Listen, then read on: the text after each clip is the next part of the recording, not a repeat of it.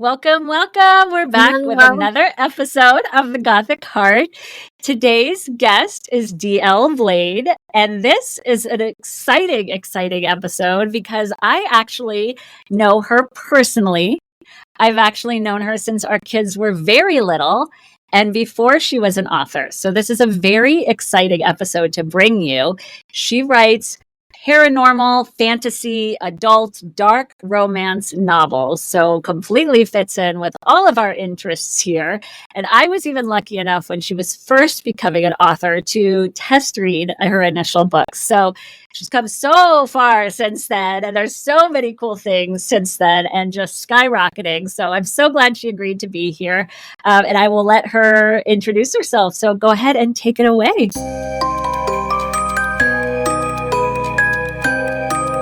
Hey, it's Amity, welcoming you to the Gothic Heart, where we explore how to fully embrace your Gothic and alternative self in love, life, and everything in between. Whether you're navigating the dating scene, in a relationship, or celebrating your individuality solo, this is your spot for tips, inspiration, and my own journey from a courtroom attorney to a hollow wedding host. So grab your favorite drink and let's dive in.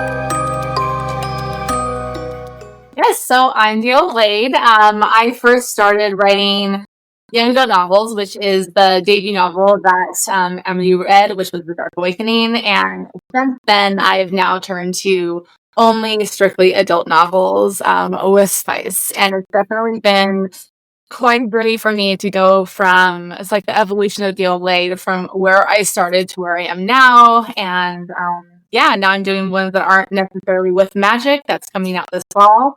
And I'm hoping to just kind of do a couple, 2 to 3 books a year. Which is incredible. I remember, back in the 90s, my favorite authors, you'd have to wait like 2 years between books. So I'm always in awe at how fast you can put out books. But since you brought it up, how you went from young adult to adult, I know that was a very strategic move. Like, can you explain why? Yes. So when I first started writing, what I read was young adults. I grew up in a very religious household, and it was one of those things where I felt ashamed to read anything other than YA. Then I read my first dark romance, and I'm like, okay. And it was around the time that I my first. So that was like such a big part of it, where I was like, okay, I'm not going to feel ashamed for reading something that I love. So when I started reading that, it sparked those ideas of I need to be writing it. And so I wrote my first adult one, which was The Sea of Zamira, which is my first fantasy series. And I wasn't even a fantasy reader. I just loved pirates. And I thought, what if I took this pirate story and brought in elves and fairies and sirens and brought this whole magical realm to it? And since then, I just couldn't go back to YA. In fact, not only did I not go back to YA, but I took my debut series, which was The Dark Awakening, The Dark Underworld, The Dark Deliverance, which was the YA, and did a rewrite of adult. So I actually had 2 series of that world so that, a mother can read it with her teenager. So now you have, and I didn't like unpublish the YA one. I kept it out there. So now there's like 2 versions of the same story for different audiences. Which is wild. I think it's great. It's just, me personally, I can't even imagine writing one book, much less rewriting 3 for a new audience. So, I totally understand why you did it, and especially with the spice, romance, adult novels being really more open and available and talked about nowadays. So, it's a great way to get in there. And then again, that's what you're enjoying writing now too, right? So it's really cool that you're able to bring that. And I love that you have a pirates one. Pirates are always, maybe not pirates in general, but just the lore and the romance of, high seas and pirate ships and the skulls and everything. Yeah. It's so fun. Okay, so let's talk. Okay, so you left because a lot of the things we talk about are either switching up careers or changing your life to fit what you personally need based on your interests and stuff, even though it may not have been what other people find interesting or are accepting about you. So I know that was part of the story of how you, came about in doing this. So I'd love for you to share that with everybody. Yeah, no, I've always hated working for people. And so I would say probably since I was 18 years old, I always wanted to just work for myself. And so I seeked out careers that I wouldn't have to really, have to work for somewhere else. So it was massage therapy. I started off doing that. And then I got my real estate license. So when I moved to Colorado from California, I got my real estate license out here, but I also did not see my family. I was working until sometimes 9 o'clock at night, and it was just constant go, go, go. But I'm a reader. That's my hobby. I always had a book, whether it's in my hand or in my ear, and I had so many ideas. And so when I published The Dark Awakening, it was something where I just did it as a hobby. I was like, okay, this, in my mind, I didn't believe in myself enough that I could actually publish this book. I didn't know even where to start. So I was selling homes while writing this book as a side hobby, I guess, at the time. And I had no time to do it. It took me probably 8 years just to not even 8 years, honestly, about 5 years, to just create this story. And then finally I was like, this is what I love. This is what I want to do. And I have to be confident enough to get an editor, get a cover designer, and actually put it out in the world and not care what people think, and just put out this story that started off in a dream that ended up on paper. And in fact, it was one of those things where, like, you have this dream that's so detailed and you forget about it if you don't write it down. And that's what it was. I'm going to write this dream down. And so I wrote it down, and it turned into a story. And not only did it turn into a story, but I booked a flight. My husband was deployed at the time, and I went out to Salem, Massachusetts, because it was like Salem, Massachusetts, and East British Island. And so I wanted to do all the geographical research and make sure that I had never been to those places before. And I wanted to really see what I saw in my head. And it was exactly what I saw in my head. And I was like, okay, I need to finish this book. So I'm in the hotel. I didn't even have a laptop. I just had a pen and paper. And I just wrote as much stuff down. And I came back and I told my husband, he was just getting back from deployment. And I said, I understand that real estate is bringing in a lot of money, but I am not happy with it. What I want to do is take this story and I want to put it out into the world so that people can read it. But the only way I'm going to have the time to do it is if I hang my license and write full time. And that's exactly what I did.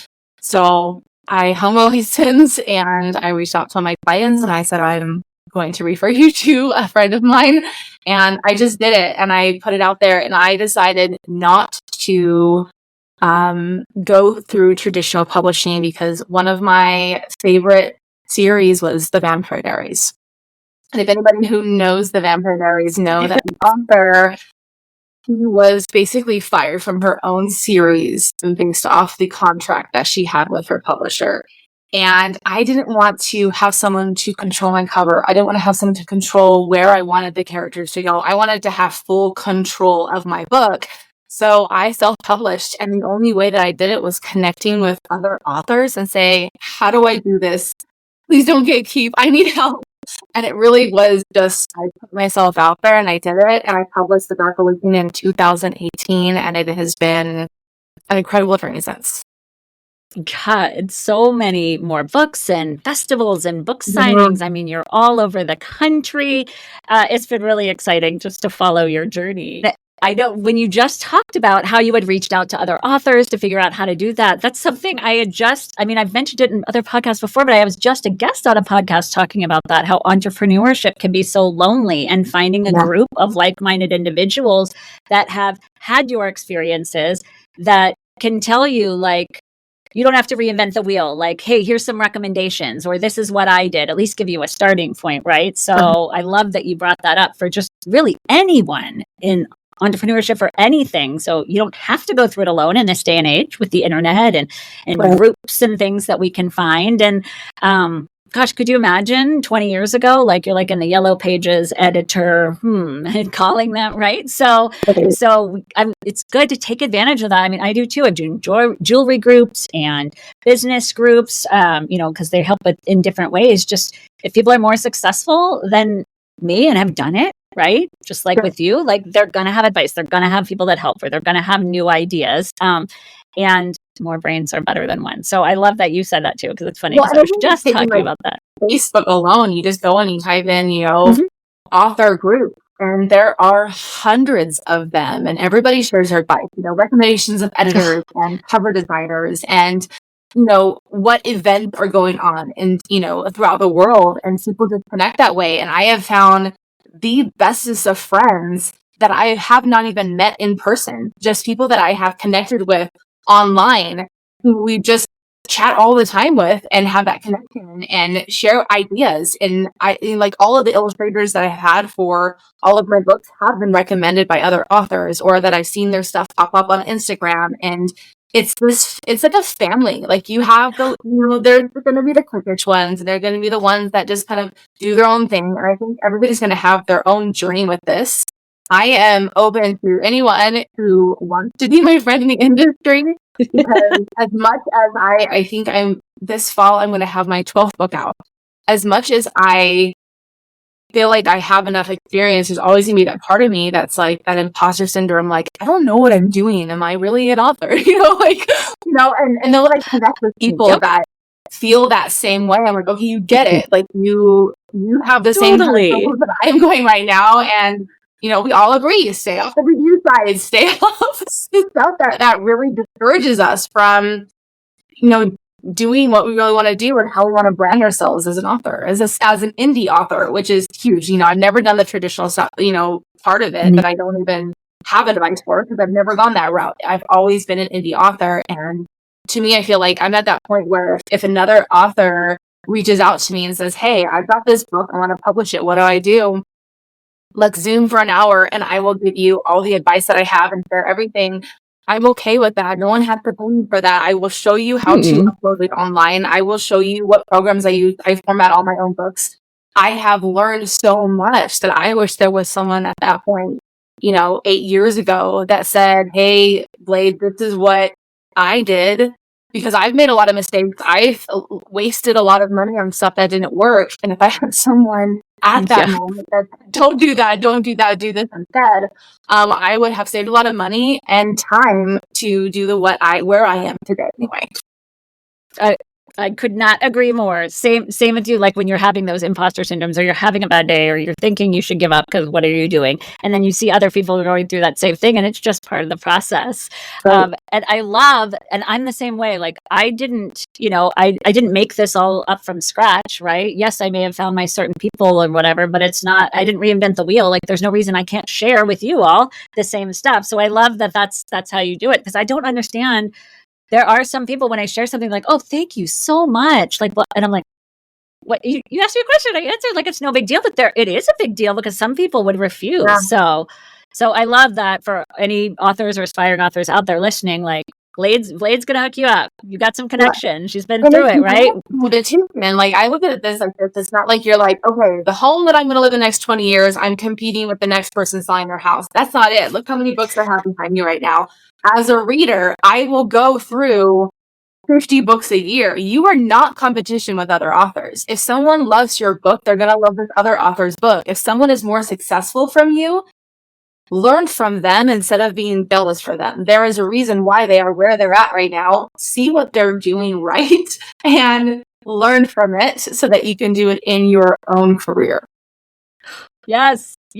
I love this. I don't even need to talk. You're saying all the things that I would say. Yes, I agree. But I also don't want to skip. I mean, we're talking about entrepreneurship and stuff, which is 100% applicable. But I also don't want to skip the topics and the spiciness and the characters and types of paranormal things that you've got going on in your novels, because we're all fans of, supernaturals and things like that. I mean, I was talking about the show. I was talking about supernatural things.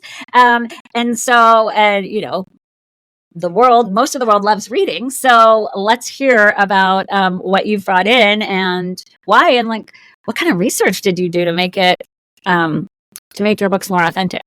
Of course. So we'll just kind of like back up to 2000. I think it was, well, I published in 2018. So we'll say 2016. So I've always, and you know this, I love vampires. I love vampires. I love witches. That's how we connected so well. Myself, it is my world. My whole house has Gothic decor of a black wall. Like it's something that I love. And so when I had that dream, I dreamed I was a witch. And so that was like the spark of this idea for the story for The Dark Awakening. And when I decided to write it, the story came in. Okay, so it's not just witches, it's also vampires. And I wanted to bring in this darkness. Though it's YA, there's still violence. There's still this like gore of vampires, you know.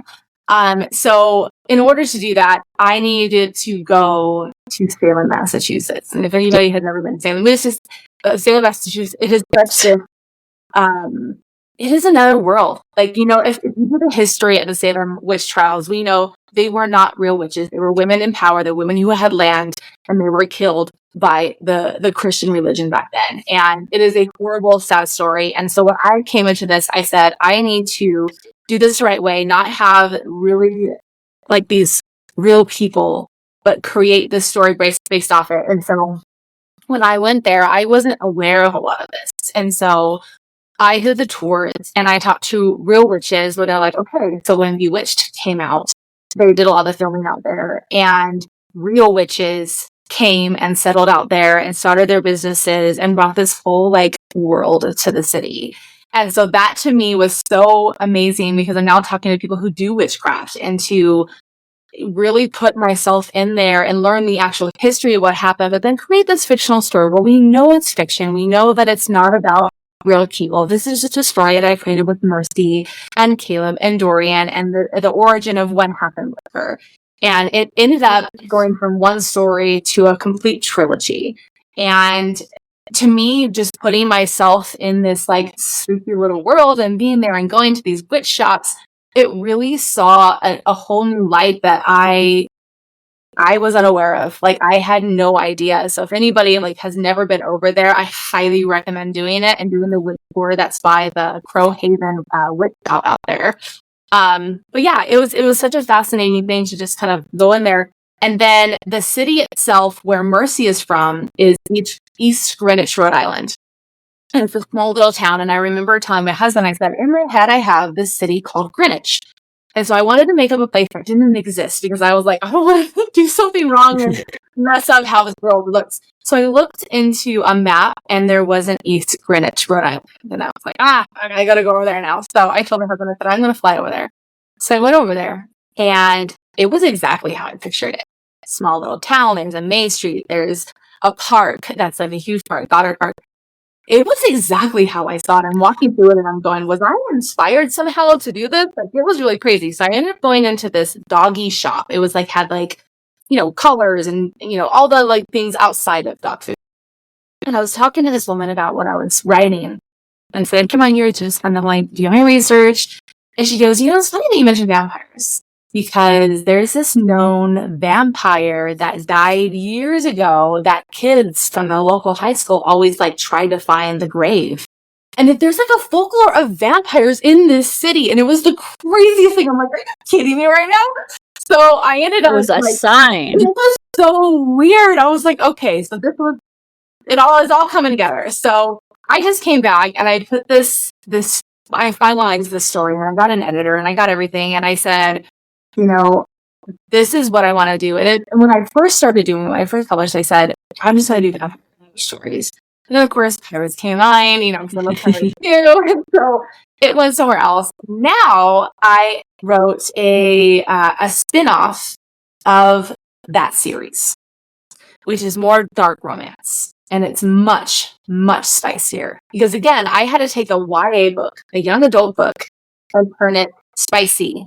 But it didn't start out that way. So I had to find ways to make it, you know, appeal to the adult reader. But now I'm starting as like dark romance with this other one, Shade of Lemon. But how that? So what is the difference? Sorry, just real quick. What is the difference between dark romance? No, each book has dark elements, but dark romance means the romance itself it's going to have dark elements. You're going to have that morally Gotcha. gray guy. You're going to have, you can have stuff like Stockholm syndrome, kidnapping, jealous, possessive guy. Got it. For Dorian, is not like that in Stop Taking It Hunted. Now, there's going to be the obsessed villain who's obsessed with her, Maurice. You know Maurice. You're going to have that part of it. Now, if you read the adult one, there's definitely an expansion of how he is with her. But the romance itself, he adores her into the point where he treats her, it's never dark. Like he is a vampire, but it's this pure, beautiful love. Whereas dark romance, you're going to have the jealous possessive, you're going to have the hand of the throat, you're going to have a lot of aggressiveness. Gotcha. So that is going to be more with Fate of a Blood. Now, C.M. Locke, who is my co-author of that one, she originally was my editor for that series. And I had always wanted to do a spin-off from that series based off a character from that. And originally it was a different character, and then it got changed in my last minute. It changed. But I've always seen other authors co-write with other authors.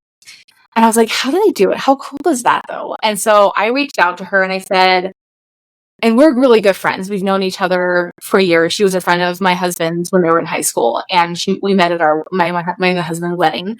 And she was the editor. And I said, would you like to write a book with me? So I always noticed she wanted to write a book. I said, what if we wrote a book together? What if you did the project? Because she knew I was going to do a spinoff. I said, what if you write this with me? And she was like, hell yeah. So it was such a cool experience to bring her onto this. So we wrote Shade of a Blood Moon together. Like people, like if I wrote a chapter, I would send it to her. She added her word count. She'd write a chapter, send it to me. I add my word count to it. So every chapter is both of us. All the characters are both of us. And so we wrote that together, and it was my first dark romance, which is basically what I read now. I just read strictly dark romance. And it was so fun that I said, okay, I want to, that's how I want all of my books to be. I'm just going to write dark romance from now on. But by doing that, I don't want a dark romance reader to read that and then go and pick up Dark Awakening and be like, oh, this is for like a 14-year-old. So I ended up changing on the cover and what you see on Amazon to Diana B. Lynn, which is my second pen name. And so that is now attached to my YA series. So all of my adult books are D.L. Blade, and then that one. So people will say, okay, what has Diana B. Lynn on it? I'm going to know that that's the YA series. And again, Stop Taking It Hunted, it's not technically dark romance, even though there's some darkness to it. But everything from here on out is going to be dark romance. And that's where I wanted to go with my writing and my career. And I don't see myself going back to anything other than that. Yeah, it's like you're finding, and that's exactly what happens, I think, to any entrepreneur, where they start where they think they should, right? Or where it feels right, but you evolve and grow. And I mean, and this is where you're going now, which is, I think it's so cool. I mean, I could never write a whole book, so I'm very impressed, but I think it's so cool that you get to create this world, right? And you get to decide what powers or, I can't even think of not powers, things that harm them. I can't think of the right word. In each sort of the fairies, the vampires or whatever. So how did you decide what properties or what you were going to do, or your continuity? Does it flow throughout all the books, or do they all have the same kind of properties? Like, are they all like, do you even understand my question? Okay, no, I do. No, I keep babbling. In a random kind of question, I feel like, for me, I'm a mood reader. So I can read something that has specific tropes, and I don't necessarily have to have the same tropes for the next one. And so when I write my books, I want to make sure I have such a variety of themes and tropes that they're not always going to be the same. Now, of course, the characters, Mercy's going to be the same throughout the entire series. But let's take example, The Sea of Zamira. The Sea of Zamira is a continuation. Each book is a continuation of the same story. And you still have to read it in order. However, I'm going to give that reader that loves a variety of tropes that's in that mood reader a completely different variety of those tropes per book in that series. So that you're not getting bored of the series because it's the same kind of things like that. So you've got Nola and Lincoln, which are the couple in the first one, it's not instant love where they're automatically in love, but they are automatically attracted to each other. They're going to have what breaks them down throughout it. They're going to have the things that pull them apart. But eventually, it's that first attraction. They don't hate each other in the beginning. But then you have book 2, and you have Elijah and Janelle, who hate each other. So now you've got the enemies to lovers part in there. And then you have book 3, The Empress of Fire, which is the sapphic romance between Maisie and Kaylee. And it was my first sapphic romance, which was as a bisexual woman in a heterosexual relationship. So again, you're going to have 3 completely different couples with different tropes that are all going to come together for this final trilogy. And again, each book that I write is going to give the authors, what mood are you in for right now? You know, you can say, okay, what book do you recommend, D.L. Blade? And I'm going to say, well, what are you in the mood for? And I'm going to have something for all of it. Okay, if you are not in the mood for spice, I'm going to recommend my way one. If you're in the spice, I've got vampires, I've got witches, and then I have pirates and fairies and elves and sirens, and then I've got werewolves. I want to make sure that I'm bringing readers a variety of stuff depending on what you're looking for at that moment. No, that's good. That makes perfect sense. And I'm the type of reader where it almost like is hard for me to start a new book when I don't know like anything about it. So I like that, like, yes, it's going to be a completely new story, but I'm still going to have some continuity underneath. Like, I'm still going to know some of those characters or things, because it's going to be a lot easier for someone like me to get started, or to keep going. I mean, getting started will be the first part, but I mean, I won't have a problem continuing on, right? Because I'll be like, oh, I already know some things. Like, I already know it's going to be good. I already know this about it, right? Versus not knowing anything. So, and I know, so you've had a bunch of trilogies, right? Yeah. Is there any, and then is the Shade of a Blood Moon, are we going on a trilogy on that one as well, right? Yeah, that one's going to be a trilogy. And then another book that I am going to be also co-writing with CM Locke is the first non-magical book, which is Hidden Hallmarks. And it's a dark romance about an escaped convict who goes after the woman who put him behind bars, which is his fiance, who he was forced to get engaged with based off their mafia family. So it's a little bit... it's like a crime novel too. Yeah, and it's going to have more of unique... So I read a lot of mafia books. This one I wanted to be a little bit different. So I had plotted this book out about a year ago. And because I enjoyed so much writing with CM Locke, I said, write this one with me. Please write this one with me. I have... Everything has been plotted out, but we can change it as we go if we need to, depending on where our minds go, because that's how we work together. Like, what about this? Oh, and what about this? And what about this? You know, we talk every day and we work so incredibly well together. And so my idea was to have her family, which is a family of coders, and his family, who is a family of artists and tattoo artists, painters, and they combine their families together to create codes within the art piece, whether it's on a tattoo or in a painting, to hide the secret of corrupt politicians in the criminal underworld. And so it was something that was different. I have never seen that. I've seen mafias that were guns or human trafficking or something, and I wanted something different. I love tattoos, because I love tattoos, and it's really cool to have... My husband's a gamer and he's a IT person, so I'm like, let's come back to do, you know, art and coding and computers. And so yeah, it's going to be a standalone. So if somebody who doesn't like series, again, whatever mood you're in for, I've got something for you. So, well, and it's so interesting. It's not going to have any paranormal, but also, can I have dibs on the movie rights for that one? Yeah, you got it. I'll figure it out when the time comes. Well, wow. So, how are you writing multiple books at a time? Like, I don't know how I do it. That's wild to me. I have 2 small children, but they're going to school next week, so I'll have more time to do this. I can't even like read 2 books at the same time. What was that? I was like, I can't even read 2 books at the same time. Like, I have to be all in and all in. I can't imagine writing 2. That's incredible. Well, and it's not just writing 2, but it's writing 2 that are completely different from each other. You know, I was writing The Empress of Fire, which is the 3rd book in a fantasy series, 3rd person, limited, while writing with CM Locke, Shade of the Blood Moon, 1st person, modern day.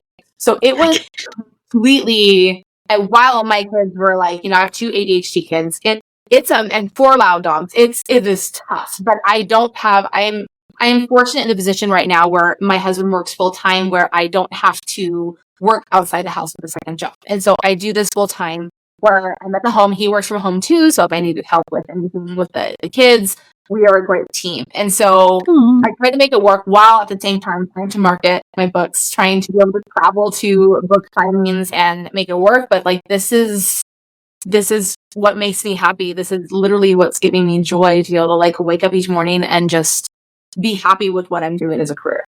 Well, you can see it. You can see it. Like, yes, you get exhausted. I mean, you can see it on your face, but same with me. Like, yes, you get exhausted at the end of the day, but it's like a good exhausted. Whereas like my old careers, it was just like bad exhaustion, you know, all the time versus like the passion exhaustion of this. And you can see it coming off of you when you're talking about your books. But I also don't want to miss deadlines and from like having to get those types of things done, or trying to like not look at reviews if a negative review comes in, you know, but I can choose when to step back. I can choose when you say, okay, I'm not going to write today because I need to take a mental health day and just read a book instead. And that's something that is huge. And I think a lot of authors are going to resonate with that. Like, it's okay to stop and not write for a few days. Our readers will be okay. They understand that they want a quality book that comes out. And I am not going to rush. I mean, I have author friends that write like 5 to 7 books a year. I can't do that. And I'm just like, you're not worthy.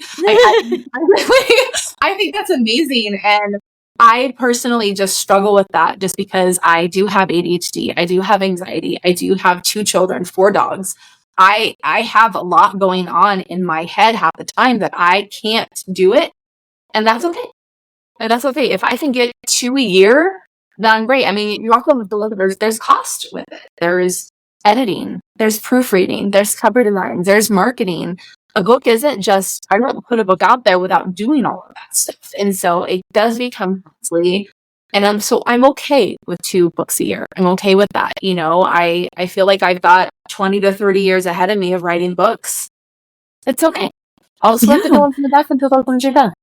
It's not even just for authors, though. What you're saying will resonate with any entrepreneur who wears all of the hats, right? Your marketing hat, your, you know, having to run your social media, plus the mom hat, plus the author hat, right? I mean, we have all these hats, and I am so bad about giving myself a break. I'm always like, no, I have to do this. Like, it's done. Like, I can't take a break, right? Yeah. So just that reminder. And I did recently, I'm like, no, I can't anymore. Like, I have to take a minute. I have to take a break. And I felt so much better, right? Versus I was like, no, I have to get this stuff done. Well, guess what? I still got it done, but felt better.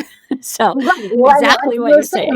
If you are not mentally there, if you can't do the quality work that you want to do in your life, and then it's okay to be stressed. Like, I, for the longest time, felt that shame of like having anxiety and having to take medication for ADHD and having to do all that. It's okay. We are all there. I would be surprised if there was anyone that didn't have a little bit of that, you know, and for us to all understand, like, we don't have to be perfect. We don't have to be a perfect mom. We don't have to be the perfect author out there. And that's okay. Like, it's okay to not be perfect. We are all learning. And if I look back at the debut novel that you read versus what it looks like now, like even the YA version, when I wrote the adult version of that, I went back and saved it and took out the spice. So the one that you read is complete. There's 100 more pages to it. It's completely different. It does not read the same. So if anybody has read the original 2018 one, please go to Amazon. I'll have to read the new one. Yeah. It's completely different. And I feel like that's okay. It's okay to go back and rewrite your books. There's no I don't know. There's no script to it. There's no, no rules. There's no rules to it.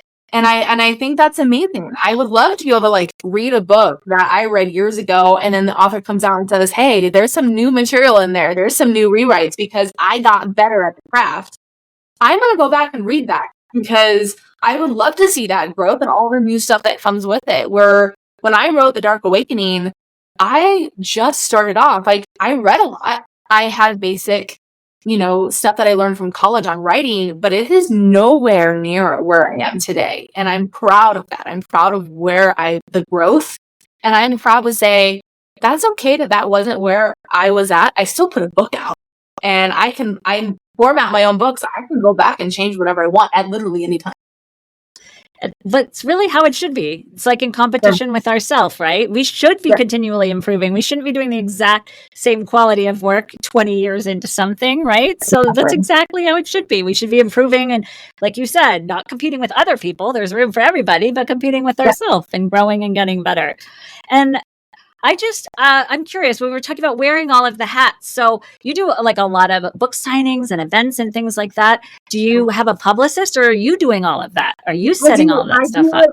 So I started Fifth Element Publishing, because Fifth Element is one of my favorite movies, and Universal Elements, that I have on my, I don't know if you can actually see it, my tattoos are Universal Elements, and so Fifth Element Publishing. No, everything is done under that. I originally had created my own LLC for more protection of my books, to like publish everything under that. Right. I don't know if someday I will have other authors publish under it. I don't know, because I feel like there's a lot of things that I can offer to help other authors, and I think that there's a lot of publishing companies that take advantage of authors, and I would never charge anyone. I would never do anything but like, hey, do you want to have a name under it? Use my LLC? Awesome. I will show you how to publish. I will show you what to do in KDP. I will show you how to do all that stuff. I will refer you to it. I'll refer to all that.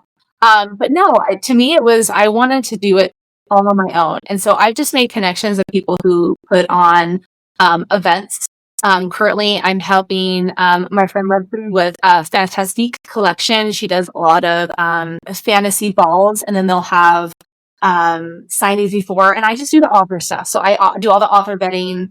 Right now I'm doing 2 events that she's doing, and I'm doing it. I'm just volunteering. Like, I enjoy that part of it. Like, hey, if you need help with the author stuff, and you are doing amazing with all the other stuff, let me take that burden off of you. I will connect with other authors, see who wants to do the signing, check their social media, and just make sure that you have an amazing variety of authors that are going to be at your signings. And so,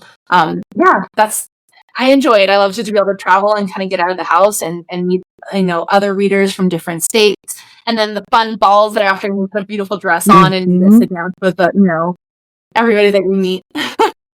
I just started learning about those. Like, there's a big ball coming up here in Colorado too in like October, and I was like, wow, it looks so fun. Like the big fantasy. I think it's a Gothic one, so of course right up my alley, right? Well, they just look so much fun. Next year, so you should definitely. It's going to be in Colorado again. So wait, which one?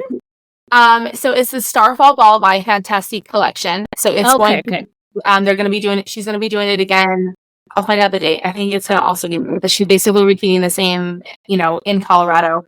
And it's so fun. Like, we have the marketplace. Vendors. So a vendor is like offers and stuff before, and then you'll get into a beautiful ball gown, and then you just get to dance and stuff. Which is the best part. As a sewer and just designer in general, I mean, also obviously my custom jewelry, but I could just, the dresses I'm picturing in my head and the jewelry to go with it. We're like going to jump into the pages of our books, which is a superpower I wish I had, like in the Inkart books. I always wished. I'm like, can't I just read myself into my books? Like, that would be amazing. So that's the next best thing, is going to those events. So, so we're going to have everything about how to reach you and get in touch with you and all of your information in the show notes, but still just share with us, for our listeners who may be not looking at the notes right now, how do we get in touch with you, find your books, or any of that stuff? Yes. So all of my books are like Amazon's. All my ebooks are exclusive with Amazon because they're in Kindle Unlimited. But if you were to go to like the Amazon or Barnes & Noble bookstore, Target, Walmart, if you go on their online store, you'll see my paperback. But I have a huge social media presence. So if you reach out through like Instagram, I have a Discord with DM Lock. You could reach out through Facebook. My email address is dlbladebooks@gmail.com. You can message me there. I can give you the temporary link that's up to, I think, 7 days for you to be able to get into our Discord. We have a Facebook group, and then I have my own Facebook group for DL Blade book dragons. But yeah, reach out. I'm on TikTok. I don't know. If you go to Linktree, like the Linktree, and then DL Blade, all my social media. I think I have it. Yeah, so Author DL Blade. It has all of my social media on there. We have signups for ARC readers, for the ones that I am collaborating with CM Lock. Yeah, I love connecting with readers, and the Discord, we're trying to grow that right now. It's pretty new. I don't know what the hell I'm doing on it, but I'm really well, you'll figure it out. Right now. Yeah. So you figured everything else out. Well, no, we're gonna have all those links down there for sure. All of our listeners and things we talk about are all, in relation to, witches, vampires, paranormal, just alternative interests. And of course, who doesn't, honestly, love reading. I got my 9-year-old a Kindle and she never sets it down now. So we're reading family. So, always fun to read some fantasy fiction, and can't go wrong with a little spice in there, right? So really excited to bring you here, and I can't wait to bring you back and with CM Lock, especially when Shade of a Blood Moon will come out. That would be amazing, because I know that we'll have people that are going to be asking, and I'm so glad that you said, as far as I was going to ask you for specific advice, but when you said earlier, someone just messaged me, I'll get on a Zoom, I'll talk to you, well, yeah. I don't need you to offer specific advice because you're going to just do it individually for whoever. So, if you're on the Discord too, we have basically open conversations in there. They can ask questions in there. That's kind of our personal room, that and our Facebook group of talking to readers and other authors who have, new authors and stuff. Please join our Discord. Just read on social media. I'll send you a link and we'll connect that way. Yeah. And anyone who's local, at least to Colorado, when you're following her media, you'll see her book signings, but you also have ones out of Colorado. So, even if you don't live in Colorado, listeners, you may have a chance to attend one of her book signings and stuff, or one of the events. So cool. Well, thank you so much for being here. We're definitely going to bring you back with your co-author. And we'll get everything in the notes. And then please, everyone, listeners, let's follow, subscribe, share, check out the social medias. The more sharing, the more saving, the more subscribing you do, the more awesome guests and more awesome things we can talk about. Keep this going. So thank you all for listening, and we'll see you next time.